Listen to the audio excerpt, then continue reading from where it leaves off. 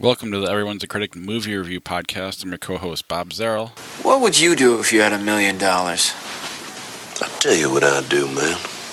2 chicks at the same time, man. With me, as always, is professional film critic Sean Patrick. I am the smart. I am the smart. S-M-R-T. I mean S-M-A-R-T. And Josh Adams. My wife, she is pain in my asshole.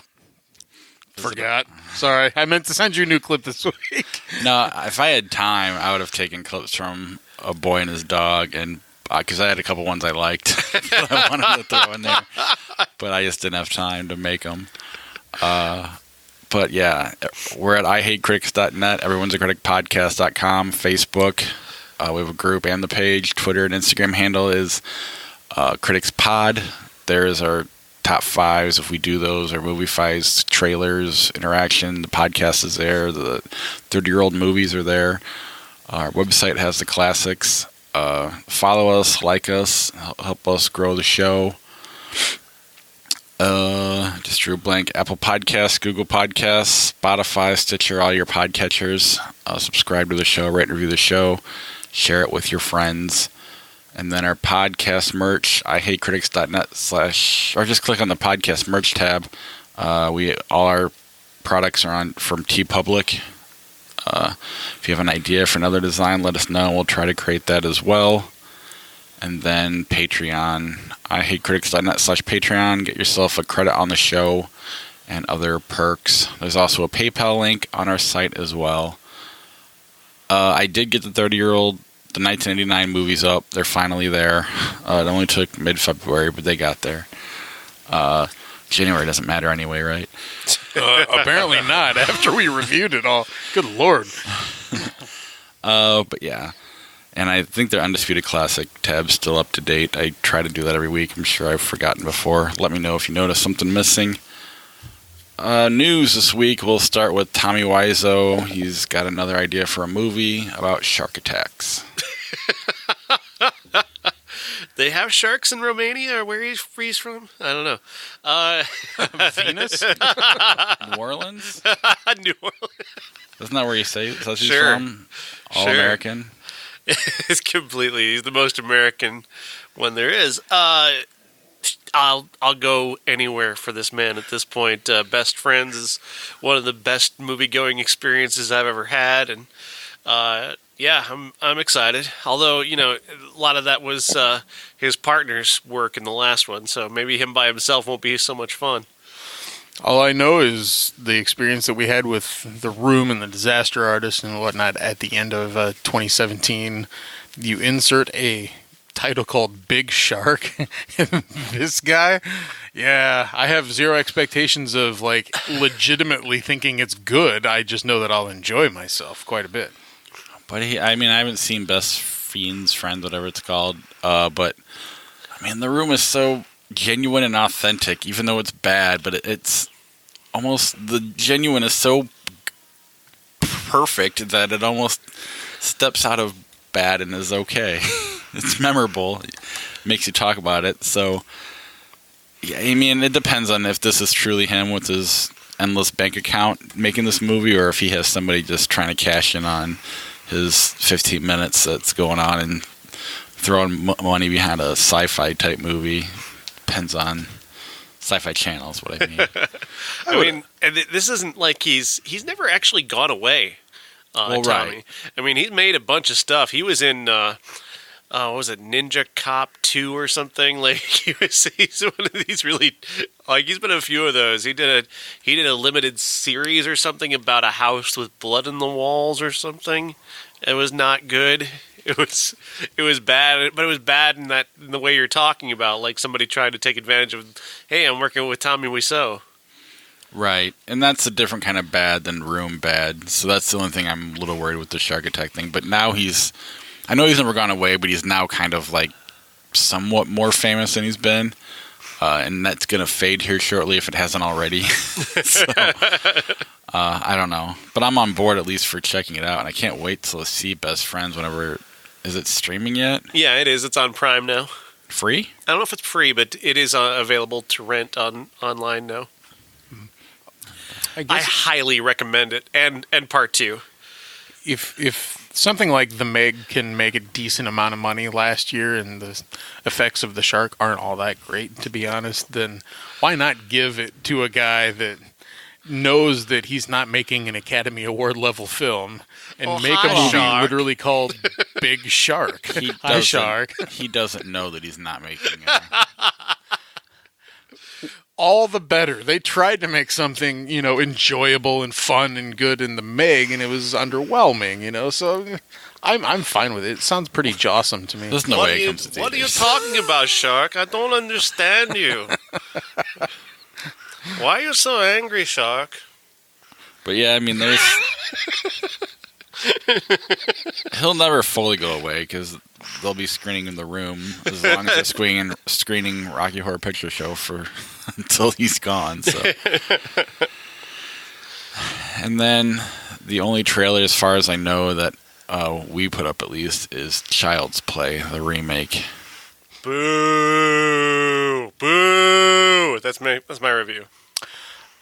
Yeah, not showing the doll really. Okay, keep us in suspense, those that actually care about it. The kid being like significantly older, it seems. It was a little confusing as to why you would have a doll like that. I mean, it's fine. It's just, it doesn't quite fit. But Aubrey Plaza, being the mom, she creeps me out most of the time. I love Aubrey Plaza, don't get me wrong, but if something can creep her out and make her scream in the movie, then maybe, just maybe. Mm-hmm. You got a son who looks a little bit like this kid in terms of age. I mean, does he have a doll that he plays with? Oh God, no.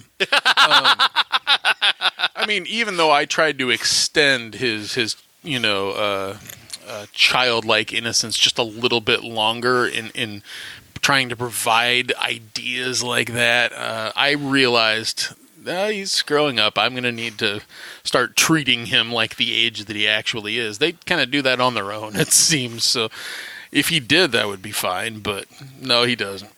And I mean, I don't know how much of it's because the trailer shows the doll grabbing his clothes and stuff like that, kind of. I mean, that's somewhat. So I don't know if it's exactly the same type of thing. It looks like it might be a little different than the first one, especially based on the age and them using the internet and stuff. So I'm curious to see what they do, at least if nothing else. Yeah, it's a bit of a change. The other Child's Play, the original one, we watched that so recently in 1988. That it's pretty fresh in my mind, and I really disliked that movie. It wasn't enjoyable at all. It's such a piece of crap. It is, isn't it? But the bit of change that we see out of the trailer is something similar to. I mean, we didn't post a Pet Sematary trailer this week, but there was buzz about the changes to that one, the obvious one that's right there in the trailer for you too. So, I guess if they're going to rehash it, they want to make it just that much different to maybe broaden the story. Anything else before we start the show? Yeah, I just wanted to say that if you missed it, Albert Finney passed away this week. Oh, yeah. He was 89 years old, an Academy Award nominee or winner. Was he a winner for Aaron Brockovich or a nominee? Nominee, I think. Nominated for Aaron Brockovich, which I guess is what people remember him for. But Tom Jones is another one where he was very beloved for that performance, and he was just a hell of an actor and a hell of a character. In life, he was apparently a lot to take in if you met him in person, and there's a few interviews with him that are really very, very entertaining. Very unique guy. I'm trying to remember the film that we watched on the show that was, I think it's Two for the Road, with him and Audrey Hepburn, if I'm not mistaken. We watched that one as a classic 1 week, and that was really my introduction to him as a younger actor. The first time I saw him was in Aaron Brockovich, and then he was in a Bond movie and the Bourne franchise as well, and he's already an advanced age there. You don't really see like him in his prime. And reading a little bit about him, they were trying to call him the next Olivier, and he didn't want anything to do with that. He was more interested in the roles he wanted to pick, so a bit of a rebellious nature to him. I did like him a lot, though. All right. Lego Movie Part 2, or the second part. The second part, yeah. That subtitle is very indicative of the effort here, I think.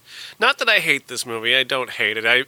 In fact, I do recommend it. But I'm watching this movie, and it's like, it's a pretty relatively lazy rehash of what we just saw in the last movie. And that was really kind of disappointing. It lacks the spirit and energy that Lord and Miller brought to the first one, and that was... I shouldn't be surprised by that. This is the director of Trolls and Shrek Forever After? Shrek Forever After. I mean, I should have expected this kind of thing from this movie. But the premise here is just this couple years down the road, the town that they were in, that was a city, is now an apocalyptic wasteland a la Mad Max, and they're being attacked by aliens from the Sistar system who are coming and stealing their people, and our hero, Emmett, has to go and try and rescue his friends from these aliens and bring them back home. Like I said, it's fine.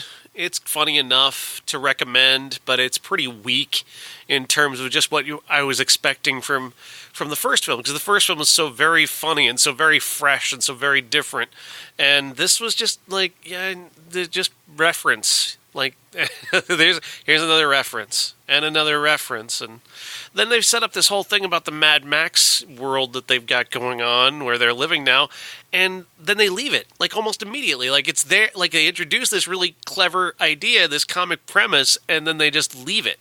And I'm like, were you done with that? That was much better than this space thing you're doing. That was disappointing to me. I thought that was much more fun. But overall, it's fine. Like I said, I like it enough. It's funny enough. The voice acting is good enough. But compared to the original, it's nothing. Did you get to see it? Yeah, I actually just got back. Okay, go ahead. I liked it a lot. Part of the reason being, though, I think the first one really cuts off where you can go with it. They make it in the real world. So, I mean, now you have that there. So if you're going to make another Lego movie and make it part 2, even though there's been Ninjago and Batman, you kind of got to stay in that world, which is why, they have to work the brother and sister angle in there, which I thought was really well done. I liked how... the bad guy, you don't really know. You think you know who the bad guy is, and I thought that was a clever way of doing it.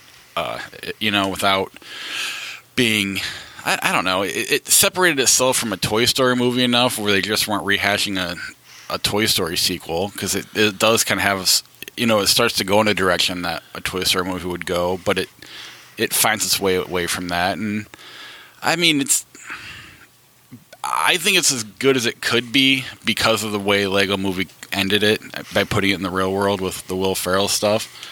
And so, I mean, for that alone, I kind of accept it for what it is. And I enjoyed it quite a bit. And I mean, I can totally relate to a brother and sister not being able to play together.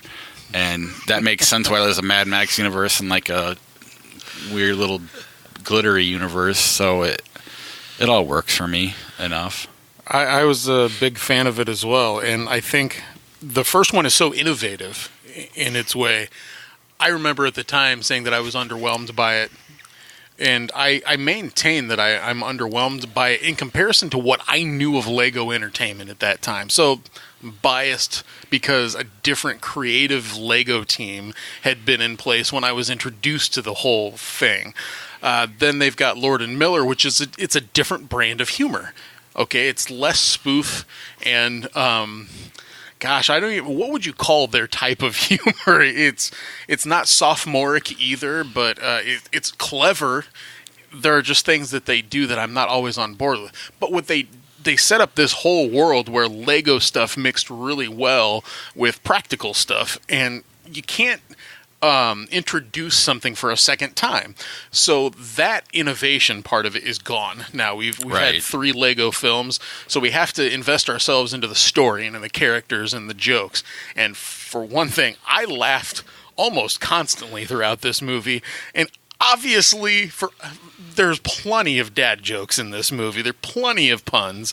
When the Raptors were doing their talking with the subtitles, I don't care what they said. I laughed at it. I don't know why subtitled Raptors makes me crazy, but the Vest Friends thing, lost it. I mean, I had Mike and Ike in my mouth, and I spit it. Like that was magnificent stuff. I like how they figured out a way to make it still somewhat heartfelt.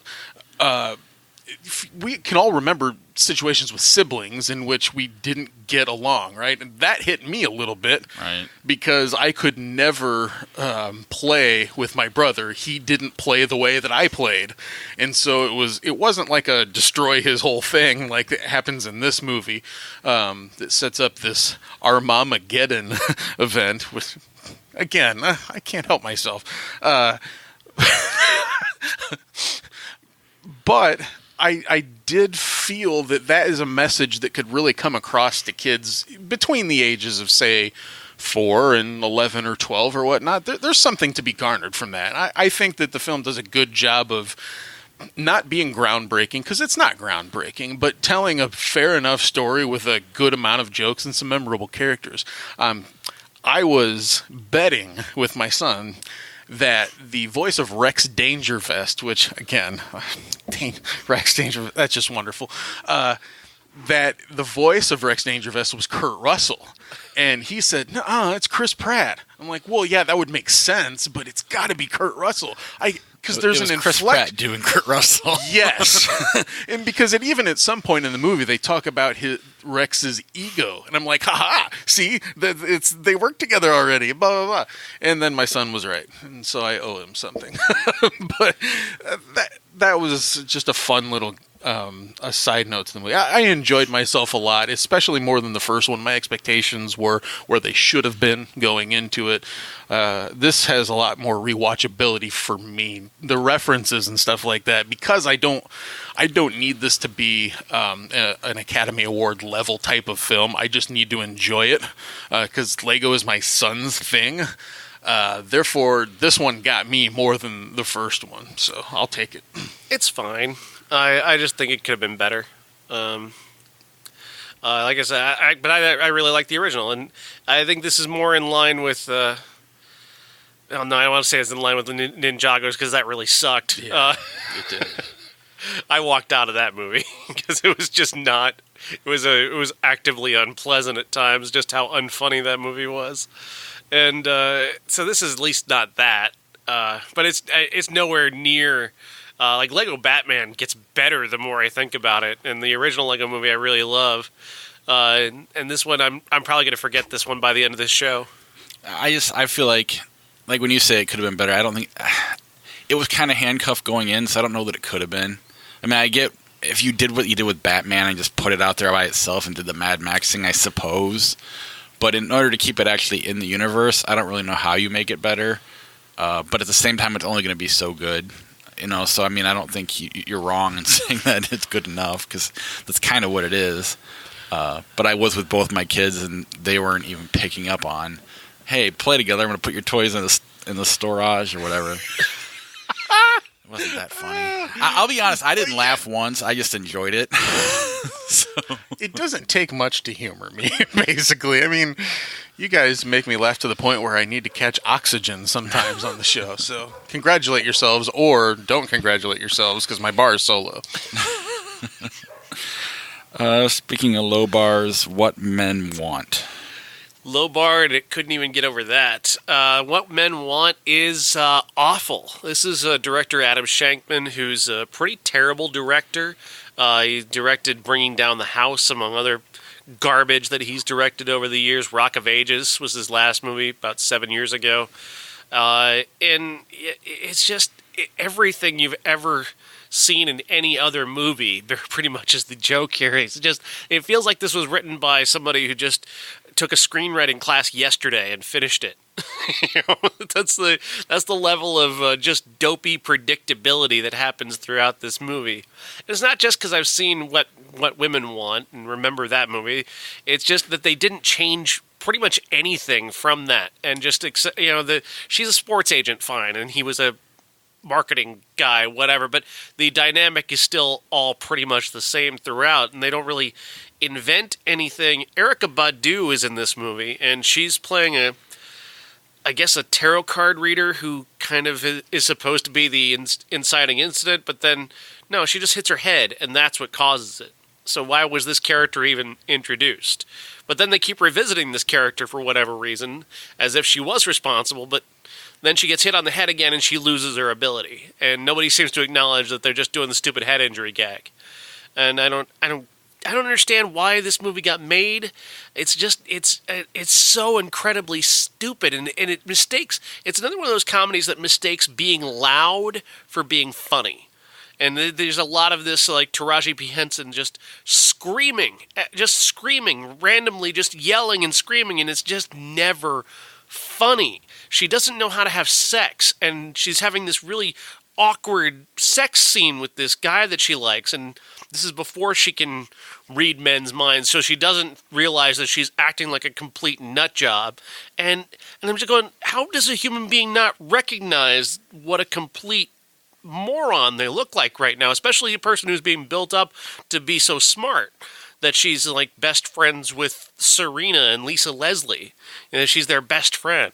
This movie is just utterly moronic and just insultingly dopey and predictable, and I just really hate it a lot. So it fulfilled all of our expectations for it, basically. I'd rather watch What Women Want again than watch this one. That's how bad this is. All I'm picking up so far is Sean's going to forget Lego 2 by the end of the movie, but he remembers What Women Want. Oh, I remember this one. Yeah, this one's not going away any soon. You remember What Women Want. My psyche is bruised by this movie. It's actively unfunny. Well, it looks like, you have a Tracy Morgan and Taraji P. Henson, and it seems like that would be fun on set. Yeah. And if you can't capture that in the movie, I always go back to Grown Ups with that kind of comparison, because that you could, they were having a blast making Grown Ups, but when they showed it, when they edited it together, it all went away. They just looked miserable. And I'm wondering if it's probably something similar here. Where I wonder. Tracy Morgan's playing LeVar Ball in this movie. Basically, he's taking on the character of LeVar Ball, and that's that's already a dated subject. Like he's still around, he's still out there, but it's already feels like that was so long ago that people aren't even going to recognize a LeVar Ball reference now. The character who plays his son is the single most bland human being on the planet. He barely exists in this movie, even though he's the number one draft pick or whatever. And they got the NBA involved. Like, the NBA commissioner actually makes a cameo, and Karl Towns makes a cameo, and like... But not Gary Payton. Yeah. It's god-awful. It's just god-awful. Cold Pursuit? Cold Pursuit is better than What Men Want, at the very least. Cold Pursuit is actually a remake of a Swedish film called In Order of Disappearance, and it's by the same director, Peter Moland, who directed Stellan Skarsgård in that movie, and is now directing the same guy here. No, it's Liam Neeson, but basically the same guy here. Two guys I could beat up. Yeah. The same level of... The same level of old guy intensity, I guess, as you're looking for here. Liam Neeson is 66 years old, by the way, in case you didn't realize. I realized. He's playing a snowplow driver in the Rockies whose son dies of a drug overdose, even though he believes strongly that his son is not a drug addict. Comes to find out that his son wasn't indeed a drug addict, that he was actually set up and murdered by drug dealers from Denver. And so he sets out to find out who they are and begins to find them and murder them. You would really hate it, because like the first thing you see is him taking someone your age and beating the crap out of them, just punching them in the face until they're almost dead. And then he's, I want answers. Give me, who do you work for? And all that crap. And then I work for this guy. Okay, bye, you're dead. More punches to the face. He keeps doing that, and it just repeats the cycle until about halfway through the second act, he completely disappears, and we're suddenly stuck with like the bad guy, and then we're with his brother, and then we're with like this kid, and there's a cop played by Amy Rossum. We're with her for a little bit, and then finally, towards the middle of the third act, Liam Neeson's back. There's these Indian bad guys as well. These Native American bad guys in the movie as well, who play drug dealers, and they're involved, and we spend a lot of time with them for some reason. And then the movie just ends. It just ends. Like, there's a big shootout, and then Liam Neeson, it just ends. The movie just ends, and it's just this bizarre ending. I don't understand why this movie exists. I think the ending, I guess, is meant to be funny. It's meant to be dark and humorous. And there's a couple of times in the movie where it seems to go for jokes. Like when he goes to identify his son's body. There's this long, drawn out gag where they're just drawing up this thing that he's on. The body's on this like slab, and it's like mechanical, and it rises. And we're kind of shooting up at Liam Neeson, looking at him, and just listening to this thing just... And it goes on, and on, and on, and I guess that was meant to be funny, but I'm not laughing. Like, my dad saw this movie. My dad doesn't see movies. I mean, I think I've mentioned on the show, it wasn't until 1989 that I saw my first movie in a theater. So... and I would have been like 10, turning 10 that year. And he just, out of the blue, I think the last movie he's seen, maybe Jurassic Park, something like that. Oh, wow. Maybe Titanic. I don't know if he saw that or not. I mean, he doesn't go to the theater much, if at all. Lethal Weapon 4, he went and saw that, so that may be the last one. And he was all excited because he knows I see a lot of movies, and today he told me, I saw a movie this week, Cold Pursuit. You seen that one? I'm like, no. Why would I see Cold Pursuit? And apparently his brother and cousin, they're all retired. They're Liam Neeson's age, and decided to go. And here's Bob's dad on Skype to tell us now. Right. He did say it was really funny. So he thought it was surprisingly. He actually said everything you said, more or less, just in a more layman's term, and non-movie critic. He said there were sometimes characters just pop up and be there for a while for no reason at all. No. It just didn't seem to connect. It wasn't edited well. And so then I immediately started thinking about the snowman, thinking, well, did they run out of money making it? I don't know. We'll see what Sean says at the end. But then he said it was surprisingly funny, and not on accident. Like, it was purposefully trying to be funny, and he thought it was pretty funny. But, I mean, it's old man humor. I don't know. Maybe. I didn't. I mean, I get that I get the areas where they were going for dark jokes, but it's so inconsistent throughout, and so it doesn't really land when you're not going all out for it. It doesn't really work, and I don't think there was a deep commitment to making it funny. Yeah, he also likes Tim Allen TV shows. So I mean, Oy. He's got a low humor bar. Yeah. The Prodigy. The Prodigy, yes. This movie is also bad. What a surprise.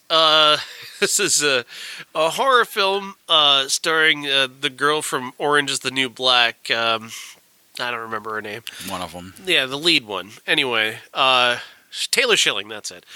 She stars as a woman who's having a baby, and just as she's having a baby, a serial killer is murdered like a couple 100 miles away. And somehow, when her baby is born, the soul of the serial killer goes into her baby after he's died for some reason. I have questions, but go on. I mean, this should be the Child's Play remake instead of a doll. Right?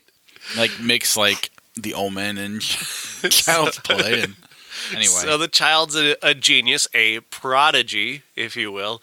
He starts learning very quickly, and he's super smart. He can talk before, more babies talks, and so they're really proud and excited of him until he gets to be about 8 years old. Then he starts acting like a little creep.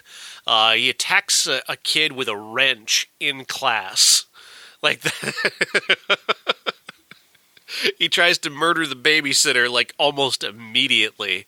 But he also doesn't realize that he's doing it. So you've got the kid. He's got both. He's got two personalities. And you know how we know that? Because we get multiple times that stupid shot of the kid looking at himself with his face divided. So he's got like makeup on one half of his face from Halloween and the other half is clean. Oh, you get it? Duality. Yeah, he's got see? And then he's cut off by the mirror and they got the one side of his face and the other side of his face. He's also got a blue eye and a brown eye because one's evil and one's good, you see. You get it? Are you getting it? He's got two personalities. Get it? Go ahead and put it on the poster. Keep it out of the movie. It's so dumb. This movie is super dumb. And the kid is not great. He's also like this is the least intimidating little child you could have cast. Not that there are many intimidating children out there in the world, but this is like this kid. You feel like a good wind gust could shove him over. So he's supposed to be kind of intimidating. The most intimidating thing about him are the music stings behind his little, turns to the camera that he does. Awful. Okay, so I was worried that when you said his soul, left the body and became the babies or whatever, there's a whole argument to be made then about Reincarnation, kind of. Right, reincarnation, or if there's two souls inside, and that one of them is Hitler, do you, blah, blah, blah, and I'm just not going to go there because it opens up Anyways, that's what I was thinking when you were saying that. Would you kill yourself if you had Hitler inside of you? Is that what you're getting at? Nature versus nurture, I don't know. I think it might be on the extras on the Deadpool 2 DVD. They actually shot an ending a stinger with him going back in time to kill baby Hitler, and then he's like, I can't kill a baby. And he put yeah, I can. It's like well, isn't that the question? If you go back in time and kill Hitler as a baby, could you do it? Yeah. Which all Deadpool 2, the whole point was... Oh, this is Deadpool, like you said. Anything else on the Prodigy? No, it's bad. All right, Starbucks presents the Velvet Buzzsaw. Someone always had Starbucks in their hand that whole movie. It took me 4 days to watch this movie, so I guess I just didn't really notice. They never not had it in their hand. It was ridiculous. So I'm not exactly sure what the story is here, but basically some old guy dies and he has a whole bunch of paintings, and these kind of art world elitists in Los Angeles, led by Jake Gyllenhaal, is a critic named Morph. The assistant to a gallery director finds it and kind of decides that she's going to take advantage of it and try and sell it and put it out there and make millions. But all of the art is, I guess, cursed. And if you spend too long with it, you start to take on the curse until you die, maybe? I don't know. I think that's the surface level. He's trying to be deeper. This is Dan Gilroy, who directed Nightcrawler, and that's a really good movie. His last movie wasn't very good. Which one was that? That's a good question. I was looking at it earlier, and I've completely forgot. I remember I didn't care for it all that much, but this movie I don't quite get. It's a great-looking movie. It's fantastically gorgeous. All the characters are really kind of hateable. Jake Gyllenhaal's not too bad, but he's really super pretentious. And I guess you're supposed to kind of delight in the terrible things that happen to them. And I wasn't feeling it. I wasn't feeling that kind of schadenfreude that I felt like if this had been set at the Fire Festival, maybe I'd be excited to see these terrible things happen to these people, but I wasn't as invested as I was in that. Josh? I didn't see Velvet Buzzsaw. I was too busy catching up on things for next week and watching Lego Movie again, etc. Did he make that Denzel movie? Roman, yeah, that's the one. Yeah, I really thought that sucked. I like that one. I hated this. It was, who was it? Someone on RogerEbert.com. I can't think of his name offhand. I have it right here. Come on.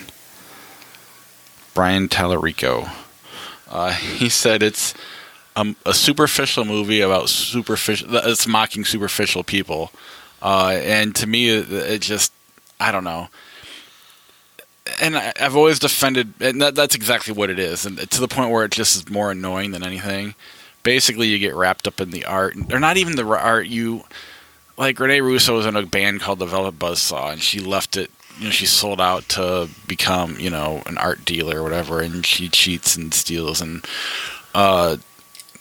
Gyllenhaal, he's a critic, but he's not an honest critic. If you do wrong by him, he's going to hold that against you, and not, if he's getting laid by somebody, he's going to, and her ex-boyfriend was a painter, then he's going to trash that guy's, so basically if you sold out or you weren't true to yourself, the art was going to come and get you.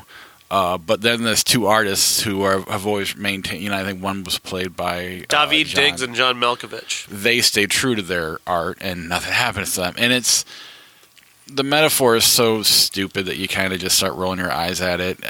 Yes, it looks good, but at the same time, I was just more annoyed. And, like, I know I've defended movies where you hate everybody and they're violent and whatever, but this is a different kind of hate, I guess. I didn't like anybody from the jump street of this movie, and there was just nothing redeemable about any of them, and you just didn't care. It just wasn't. There's nothing good about it at all, other than the way it looked. There's nothing to connect you to it. Like you can't even like. It's not even like you enjoy hating these characters, right? Because they've got bad qualities, but they're not all bad people per se. And so it's kind of hard to do that. It's kind of hard to follow that aspect of it.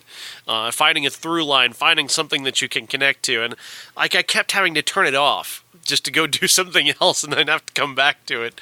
I kept getting interrupted watching it, and I just really didn't care that I was being interrupted. That's kind of the essence of it. It's kind of boring. I kept waiting for it to kick into that other gear where it was going to be something scary or something, daring and bold and different. And I thought maybe the kills would be, at least like horror film level kills, and they're kind of all right. Like maybe the most shocking one was maybe Renee Russo. Which oh no, I'm sorry. Based on the trailer. Yeah, I mean, basically the art kills you, and she's the last one to die, and she realizes and gets rid of all the art in her house, but she has a tattoo of a buzzsaw, and that comes to life and cuts her up. I didn't understand why.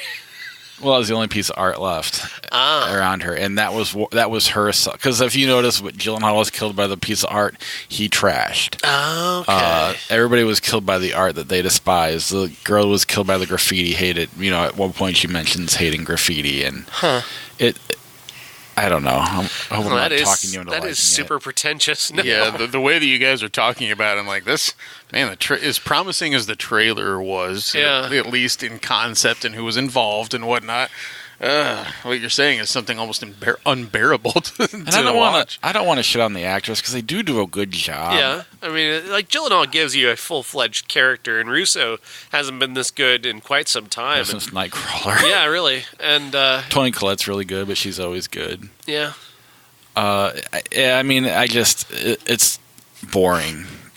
Boring, and then, I mean, the metaphors are kind of disconnected from the surface story. I don't know. It's just kind of dumb and annoying. To give you kind of an indication of the quality here, John Malkovich was better in the Super Bowl opener that he did with Peyton Manning than he is in this movie. Yeah, I mean, he kind of was that guy here. I mean, he's probably better in the Bird movie.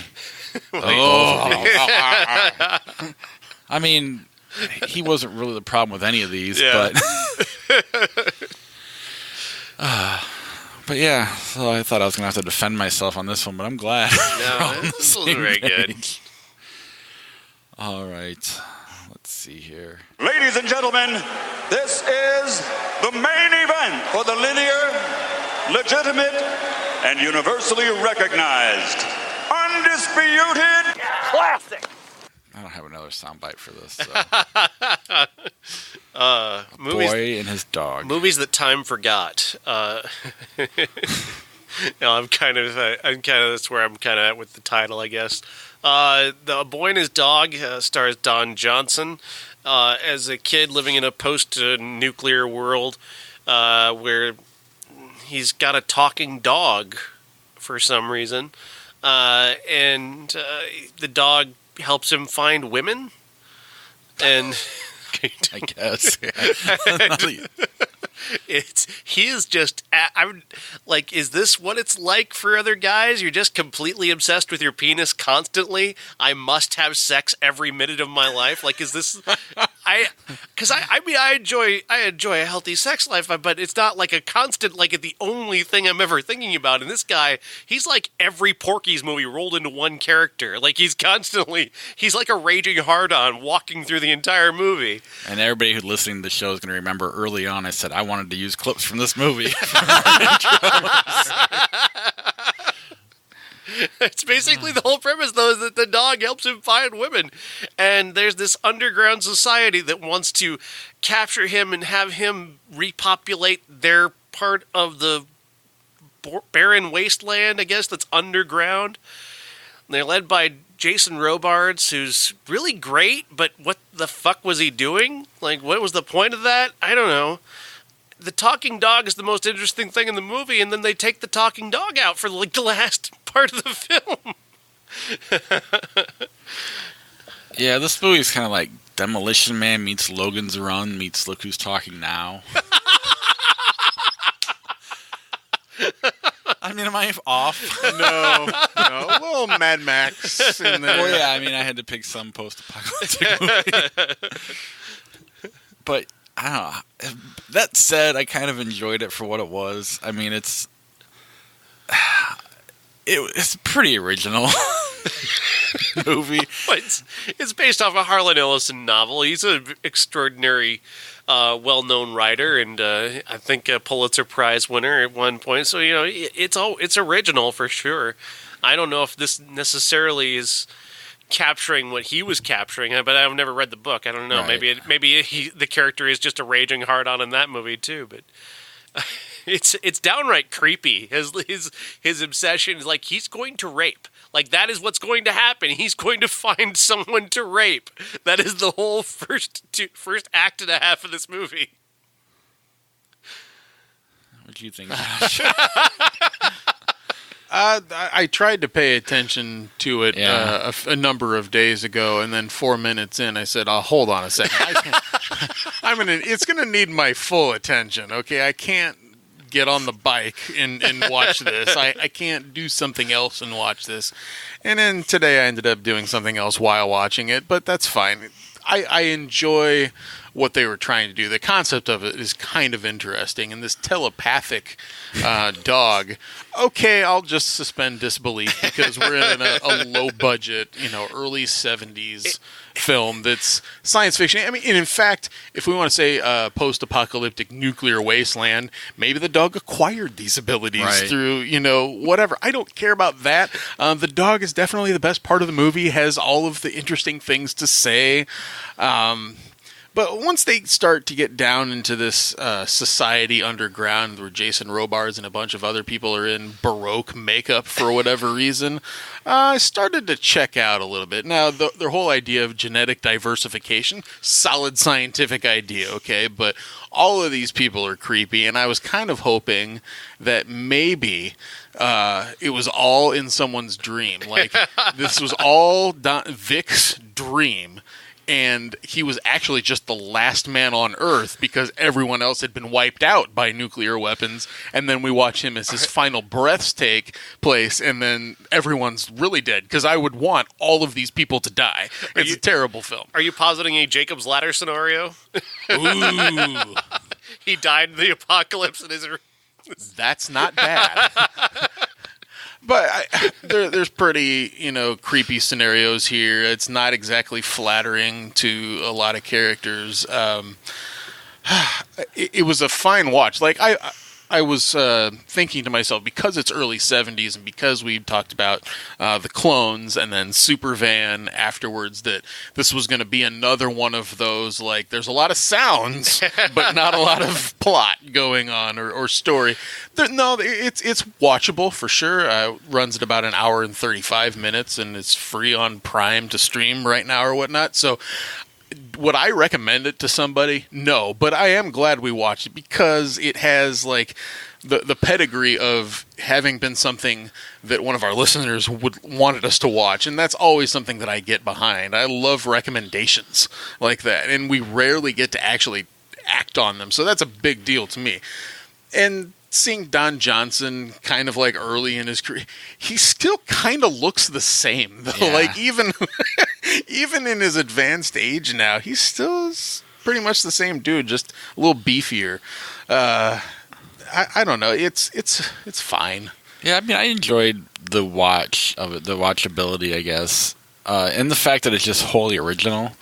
I mean, I compared to the three other movies, but those three other movies you wouldn't really compare to each other. Maybe Logan's Run and Demolition Man a little bit. Logan's Run is so terrible too, though. Like, right, but I mean, I love Demolition Man, so for right, and it's kind of backwards Demolition Man, where the underground society is up top, and yeah. But this is going to sound weird because that underground thing they do is it's both too long and too short because they don't spend enough time with it for you really. I mean, they just kind of breeze through it, but at the same time, it's half an hour you're away from the dog, so it's kind of you don't have a whole lot. There's not a lot of setup with it, but you also want to go back to the dog sooner. So it is kind of a weird, 30 minutes of the movie where they rush through it, but at the same time you don't want to be there at all. So I don't know. I was unprepared for the sexuality, I guess, of this movie because I was out and about. I was not able to be at home to watch this. So I was at a library trying to watch this movie because I had to kill some time to go before I was doing something else. And so I'm like, okay, fine, I'll watch the classic. I sit down at the library, I'm watching, I'm like, I need a private room because this is not, I can't have anybody see me watching this because there's like a 20-minute segment where they're just watching porn. We're watching them watch old pornography. You guys get just as frustrated with that old pornography as I did. Like, it reminded me of old wavy line type porn. You just kind of want to watch it, and instead it's like, come on, focus for a minute. No. Well, after the apocalypse, maybe. I don't know. It's hard just saying it was in my mind. Like, I would be frustrated if I were these people. Like, there's not a lot going on that you can work with, I suppose. But maybe in those times, you don't need much. Anything else on A Boy and His Dog? We need to have some other people besides Jason. Not that Jason's doing a bad job. He's doing fine, but Uncle Jeff, I think he's put up movies before that we haven't really watched, and maybe we need to grab one of his next time we do take a listener's suggestions. I am enjoying this run of weird movies. Oh, yeah. Like, I want to go back to these weird ones. I definitely enjoyed this. I mean, and the discussion on the podcast for all of these has been enjoyable, too. The Supervan discussion before we saw Supervan was great. But yeah, so any other weird movies listeners have, we're definitely interested in them.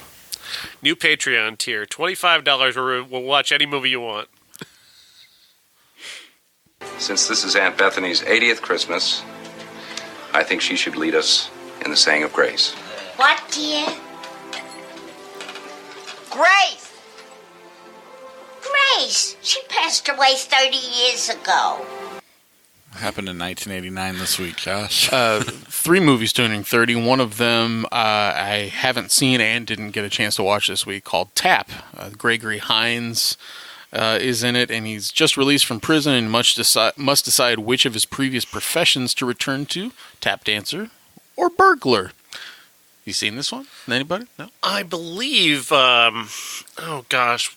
it's, now I can't remember him. Yeah, no, it's gone now. I had it for a second, it's gone. Sammy Davis Jr.? Yeah, maybe that was it. Okay. Yeah, he's in this. Yep, I did happen to notice him in the cast list. Gregory Hines is kind of an enigma to me. I know that he's a sublimely talented dancer and performer. and I just haven't seen a lot of his stuff other than, say, I think Running Scared was the one that I have seen. And we've passed a lot of movies he's been in while we've been reviewing these 30-year movies. The second one is the sequel to David Cronenberg's The Fly.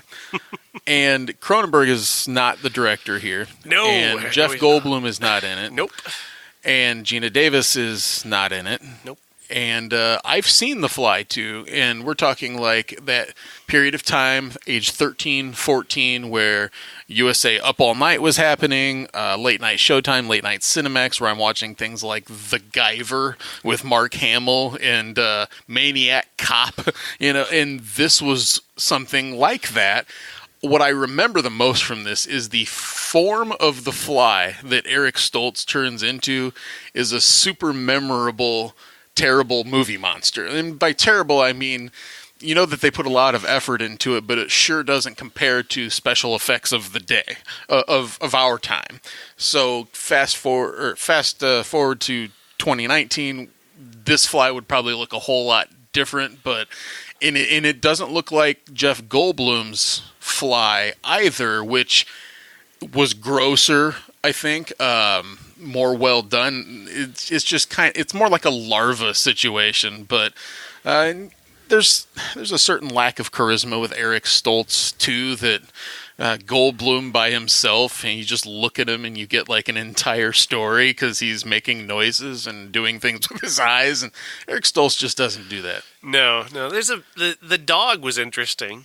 Like they almost turned this dog like inside out on this with this thing, and it was the kid's dog. And he had a real connection to the dog. Mm-hmm. And that was maybe the most interesting thing in the movie. But yeah, it's bad. It's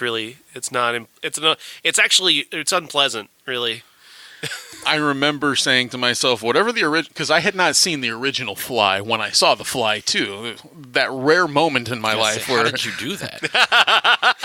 as a youngster and you're up late at night, you're just hoping that whatever rated R film that you watch has some sort of thing you're not supposed to see. That was the other thing I was going to ask. You mentioned USA Up All Night, Cinemax, Showtime, whatever. Oh, yes. You have those? Why are you watching USA Up All Night? Like, I didn't have those, so I had to watch USA Up All Night. Let me clarify. These were on free preview weekends. Okay. Oh, okay. It's usually USA Up All Night, Silk Stockings was involved. We're on the same page then. Yeah, okay. There with you. And perhaps the most memorable movie from this weekend, called Cousins, stars Ted Danson, Isabella Rossellini, Sean Young, William Peterson, directed by Joel Schumacher. I hadn't seen this one. This was a period of time where my parents were going to the movies a little more often. So at the end of 1988, they went to see Beaches.